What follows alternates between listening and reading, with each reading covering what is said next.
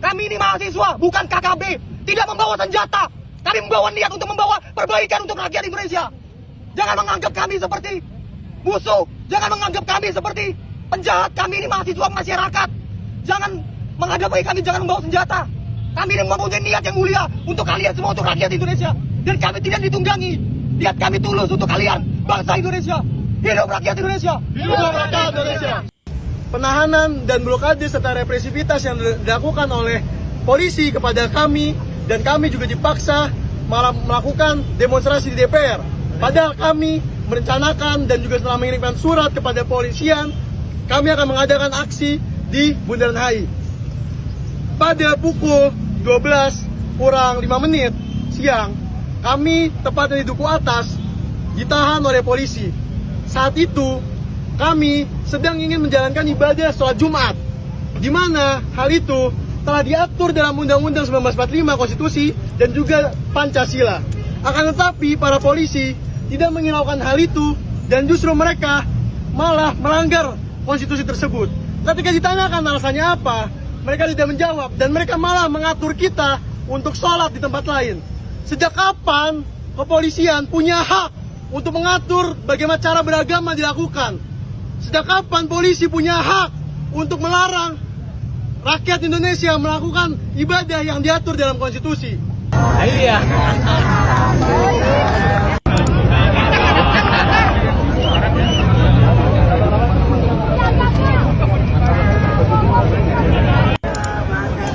Hidup mahasiswa. Hidup rakyat Indonesia. Bundaran HI dilarang, itu adalah jantung jalan masyarakat. Dasar Jadi kami hukumnya tidak apa? mengizinkan untuk melaksanakan demo di sana. KAI Batak nggak boleh? Nggak boleh, Di Pak. sini tidak sesuai rencana kita. Nah, apabila kita ingin pulang gimana, Pak? Komunikasinya di sini, Pak. Enggak, Komunikasinya di sini. rencana kita nggak ada di sini, Pak. Silakan berkumpul. Rencana kalian kita nggak ada di bernegosiasi, sini. silakan menyampaikan pendapat. Bapak ngomong kayak Pendapat gini. kalian di sini. Atau di objek yang lain, jangan di Bundaran HI. Ya, tapi Bapak kalau ngomong kita kayak tidak mau gini, aktif kenapa? boleh lanjut. Dasar hukumnya apa? Itu Ya, sentralnya dibalik gitu. masyarakat, Kalau mau balik, Dek. ya, silakan aja. Iya, dasar Kami hukumnya apa? punya kewenangan Harkam Tipmas, Dek. Itu terus kenapa kita diarahinnya ke sini? Loh, makanya kan supaya kalian nggak lolos di sana, kami sekat. Karena kalian diperbolehkan untuk Oh menyampaikan. gitu. Jadi sengaja di skat. Sengaja di skat. Kami sampaikan Sengaja di kalian skat. boleh. Ya. Sengaja di skat.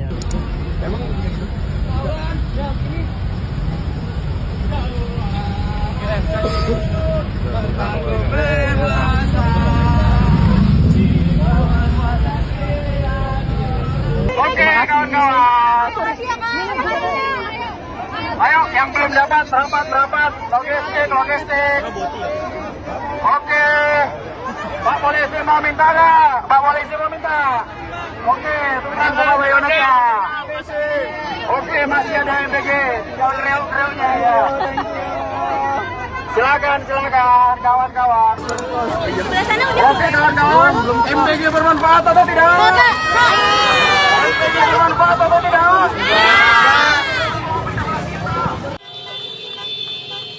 Jangan kalian anggap rakyat adalah lemah. Jangan di Bundaran HI.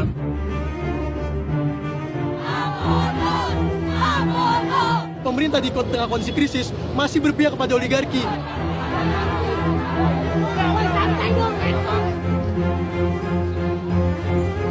Yang butuh air boleh diambil karena ini dari rakyat untuk rakyat.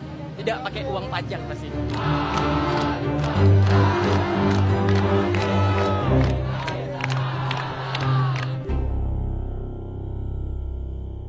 Sudah hampir tengah malam, masa demo BBM dan MBG masih bertahan di Bundaran HI guys. Terlihat, walaupun TNI dan polisi sudah duduk akibat kelelahan, namun para pendemo ini masih siaga dan tetap menyampaikan aspirasinya. Bahkan ada yang teriak Nepalkan Indo.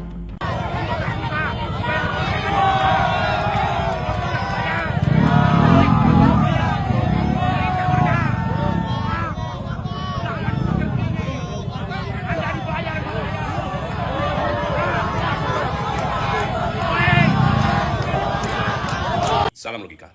April 2026, Dadan Hindayana, Kepala BGN, berbicara di istana. Dia bilang begini, kita beli motor listrik MBG seharga 42 juta per unit, di bawah harga pasaran.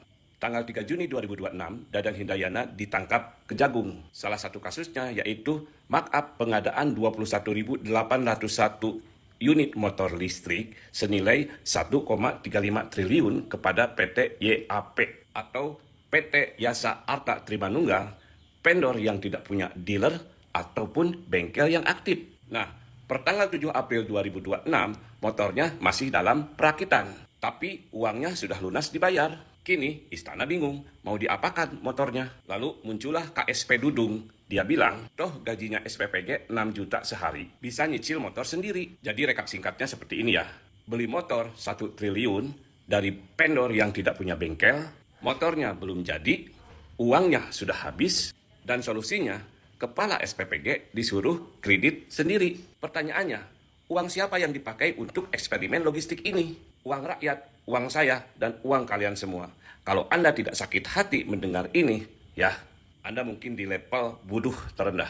Makanya gua bilang stop MBG, bukan diganti kepala BGN-nya. Yang ada prakteknya sama, hanya ganti casing saja. Sebenarnya itu bukan menyalahkan programnya, bukan menyalahkan MBG-nya, bukan menyalahkan niat baiknya memberi makan anak sekolah, ibu hamil sama balita. Tapi ini loh yang disalahkan. Kok bisa-bisanya motor listrik itu anggarannya 21.801 unit, 1,3 triliun. Itu dibeli dari PT Yat yang tidak punya dealer atau bengkel yang aktif. Terus bisa-bisa kan itu tahu toh, yang ini loh yang dipermasalahkan itu bukan programnya.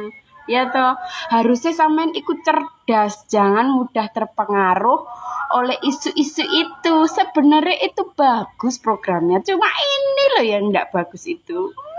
Gak suka. Firasat aku wisan, firasat. Dulu iku bensinnya hilang disuruh ganti pertalit, sekarang pertalit hilang disuruh ganti pertamax.